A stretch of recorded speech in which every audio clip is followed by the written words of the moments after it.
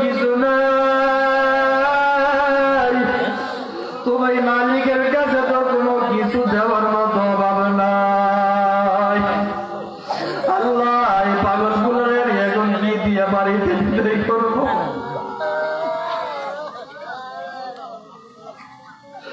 আল্লাহ তাকে দেখো কিভাবে কাঁদতে,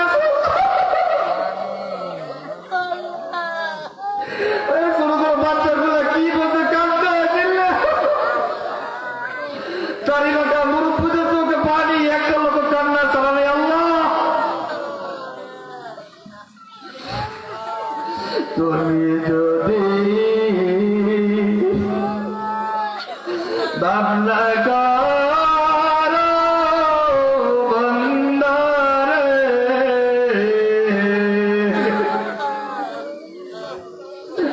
বলো তোমার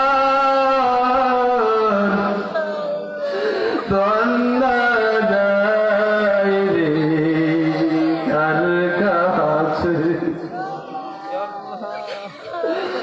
আদর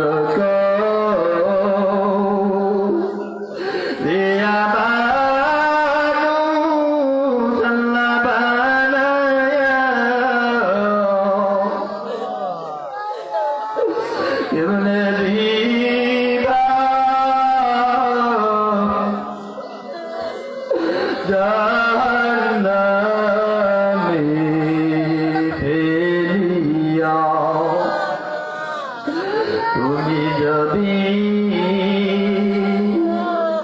নাম না করো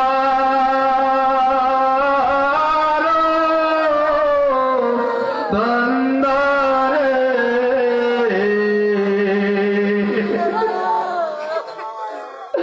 বলো তোমার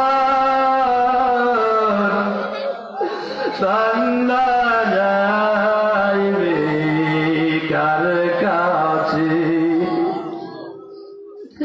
বান্দা যখন জাহান্নামে জ্বলিবে,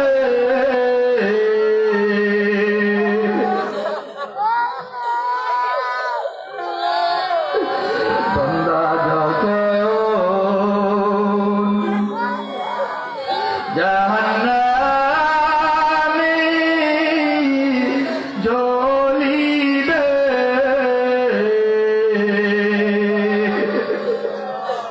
তুমি মাবুদ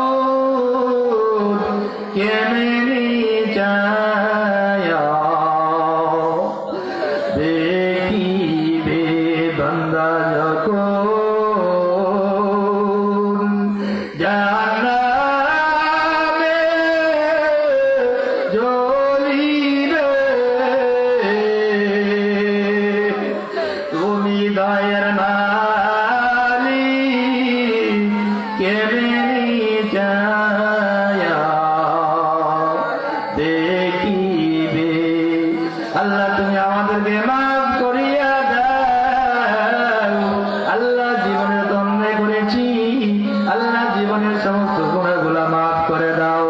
আল্লাহ জীবনের গুনাহ যদি মাফ না করো, ওই কবরের আযাব সহ্য করতে পারবো না। ওই অন্ধকার কবরে কি উপায় হবে? আল্লাহ তুমি আমাদেরকে মাফ করিয়া দাও। আল্লাহ জীবনে তো গুনাহ করেছি, সমস্ত গুনাহগুলো রেখে দ্বারা ভরপুর করে দাও রব্বুল আলামিন।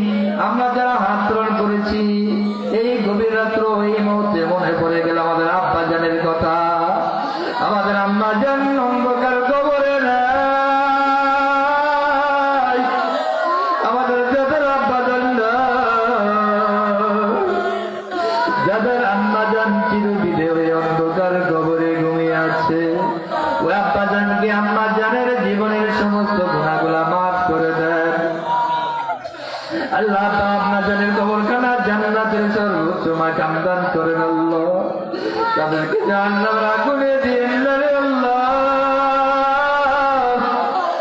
এই গভীর রাত্র বাড়িতে যাইব, বাড়িতে গিয়া দরজা যাদের মা আছে দরজা খুলে দিব, যাদের বাবা আছে বলবো রে বাবা এত গভীর রাত্র মাহফিল থেকে আসছো, তোমার জন্য আমরা ঘুমাই নাই।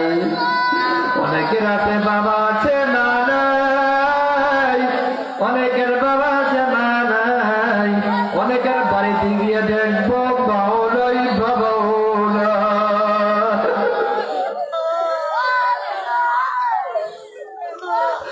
আল্লাহ তাকে দেখো, তুমি হাসুরের ময়দানে গেছো। এই মামলা